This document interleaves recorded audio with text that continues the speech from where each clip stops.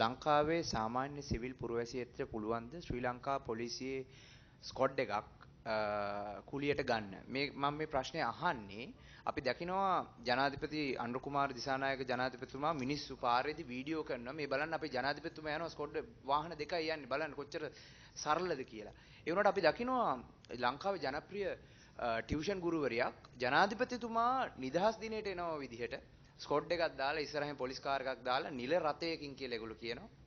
ඇවිල්ලා එන්ට්‍රන්ස් එකක් දානවා. ලංකාවේ පාසල් නිල ඇඳුම් ඇඳගත්ත ශිෂ්‍ය ශිෂ්‍යාවන් ඇයව පිළිගන්න ඉන්නවා.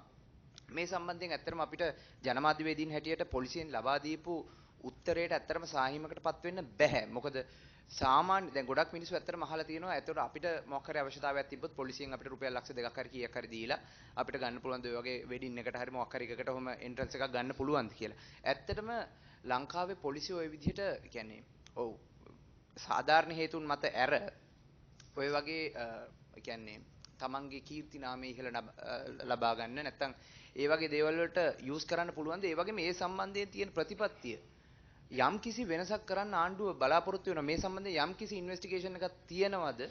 සාමාන්‍ය සිවිල් පුරවැසියෙක් මේ විදිහට ලොකු ග්‍රෑන්ඩ් එන්ට්‍රන්ස් එකක් අරගෙන රජයේ ඇත්තටම මේ රිසෝසස් පාවිච්චි කරලා තියෙන්නේ. එයාගේ සුභසිද්ධිය සඳහා මේක පාවිච්චි කරපු එක ගැන සහ පාසල් ළමයින් නිල ඇඳුම් වලින් මේ වගේ පෞද්ගලික උත්සවයක් සඳහා යොදා ගැනීම පිළිබඳව යම්කිසි සොයා බැලීමක් කරලා තියෙනවද?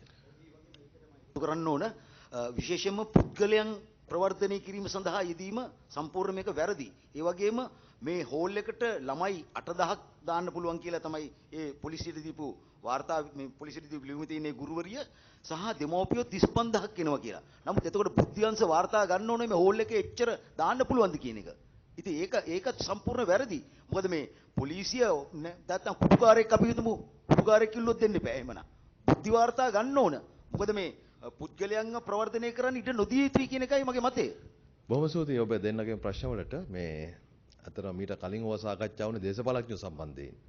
දැන් ඔබට දේශපාලඥයන්ට එහෙම ආරක්ෂාවක් නැත්තම් පෙරගමන් රට දීලා කියලා බලන්න හම්බෙන්නෙත් නෑ. එහෙම නෑ. දැන් මම කැබිනට් ඇමතිවරයෙක් හැටියට මම එනවා ඔබ එහෙම දකින්නවත් නෑනේ. ජනපතිතුමා යන්නෙත් නෑ එහෙම.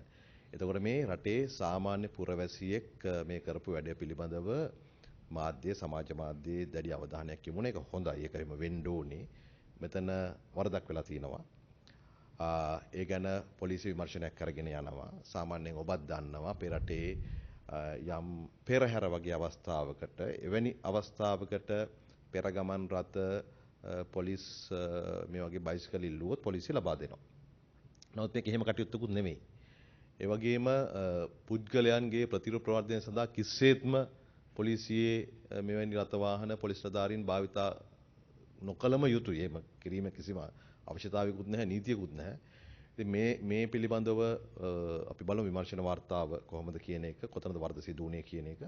ඒ වගේ මම දන්නා හැටියට ඔය එකවර 8000ක් එනවා කියලා නෙමෙයි ඉල්ලා තිබුණෙත් සෙෂන්ස් 4කට ළමයි ගෙනා ගන්නවා කියන එක තමයි ඉල්ලා තිබුණේ. ඒගොල්ලෝ පොලිස් ආරක්ෂාව තමයි මුලින් ඉල්ලා තිබුණේ ළමයි එනවා කියන එකට. ඉතින් ළමයි සම්බන්ධ වෙනවා නම් ඒක සම්බන්ධ වෙන්නේ පාසල් නිල ඇඳුමෙන්ද සාමාන්‍ය ඇඳුමෙන්ද කියන එක මුල් අවස්ථාවේදී විමර්ශනය කෙරෙන්නේ නැහැ.